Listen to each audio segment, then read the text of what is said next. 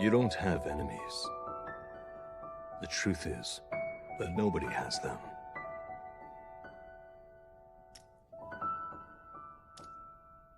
Nobody in this entire world deserves to get hurt. These words, spoken by a father to his son, changed the lives of millions.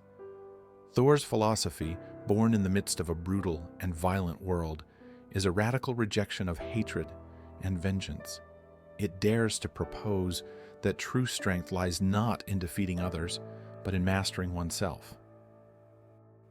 Centuries before Thorfinn's time, Marcus Aurelius, a Roman emperor and Stoic philosopher, grappled with the same concept. Living amidst the chaos of war and political betrayal, he wrote, "The best revenge is to be unlike your enemy." Thor's and Marcus Aurelius offer a path to peace that requires inner strength, to see beyond enmity, to break the chains of hatred, and to embrace a higher way of living. Together, they invite us to consider a profound question. What does it mean to truly live without enemies? Thorfinn's journey in Vinland Saga is a powerful narrative about the cost of revenge and the liberation found in rejecting hatred. At the heart of this journey lies the radical philosophy of his father, Thor's. You don't have any enemies. No one has. Thor's words seem idealistic, even naive, to those living in a brutal Viking world. However, this philosophy is not born from weakness, but from strength. Thor's, once a feared warrior, understood that violence perpetuates a cycle of suffering. Walking away from war, he chose a path of peace, recognizing that true power lies in the ability to see others not as adversaries but as equals. Thorfinn, consumed by hatred after witnessing his father's death, rejects this wisdom. He dedicates his life to avenging Thor's, seeking to kill Askeladd, the man responsible. But this pursuit of vengeance becomes a prison, robbing Thorfinn of his identity and purpose. Even as he fights alongside Askeladd's men, his hatred blinds him, leaving him unable to see that his obsession with revenge serves no one, not Thor's memory, nor himself. The turning point comes only after Askeladd's death. With no enemy left to fight, Thorfinn is forced to confront the emptiness of his life. The philosophy of "I have no enemies" is not about passivity, but about rejecting the chains of hatred. Thorfinn's realization mirrors the journey of anyone who has experienced the corrosive effects of anger, only to find that peace comes not from defeating others, but from transforming oneself. As Thorfinn turns toward a life of creation, farming, building, and fostering peace, he embodies his father's teachings.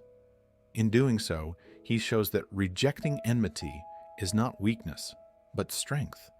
The strength to break the cycle of violence and to see humanity in those once viewed as enemies. In the Stoic tradition, Marcus Aurelius offers profound guidance on mastering anger and transcending conflict. As a Roman emperor, Marcus was no stranger to war, betrayal, and hostility. Yet, in Meditations, his private reflections reveal a man deeply committed to inner peace. One of his most powerful teachings states, "When a man has done you wrong, immediately consider what notion of good or evil he has formed that made him do this. When you see that, you will feel compassion instead of astonishment or anger." For Marcus, the key to peace lies in self-mastery. Anger, he argues, is a destructive force, not only for its target, but for the one who harbors it. To allow others' actions to dictate one's emotions is to relinquish control over one's own mind. This philosophy aligns seamlessly with Thorfinn's journey. Like the young Viking, Marcus understood the dangers of succumbing to anger. He believed that individuals must rise above their circumstances, maintaining clarity and reason even in the face of adversity. This teaching reflects the transformation Thorfinn undergoes. His early years, dominated by anger and vengeance, leave his soul burdened and darkened. By letting go of his hatred, he begins to lighten this burden, reclaiming his sense of purpose and humanity. Marcus Aurelius also emphasizes the importance of perspective. When facing an opponent, he advises recognizing the shared humanity that binds all people. When you arise in the morning, think of what a privilege it is to be alive, to think, to enjoy, to love. Thorfinn's decision to embrace peace and build a better world mirrors this Stoic principle. He sees that vengeance does not honor his father's memory. Instead, it perpetuates the suffering that Thors sought to escape.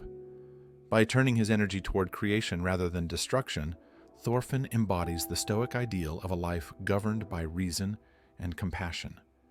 The parallels between Marcus Aurelius and Thorfinn reveal a universal truth. To live without enemies is not to deny the reality of conflict, but to transcend it. Both figures show that peace begins within, and that the greatest victory is not over others, but over oneself. Thorfinn's descent into revenge illustrates this truth. His anger, though justified by his loss, becomes a burden, chaining him to the cycle of violence. Similarly, Marcus Aurelius warns against the corrosive nature of anger. How much more grievous are the consequences of anger than the causes of it? The shift from revenge to forgiveness marks the beginning of transcendence. For Thorfinn, forgiveness is not weakness, but strength, the courage to let go of hatred and reclaim his humanity. This mirrors the Stoic belief that forgiveness liberates the soul. By choosing to live without enemies, Thorfinn begins to heal, not only himself, but also those around him.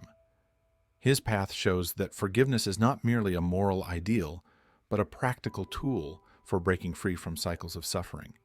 Living without enemies is both a personal and universal aspiration. To see others not as adversaries, but as fellow human beings requires a fundamental shift in perspective.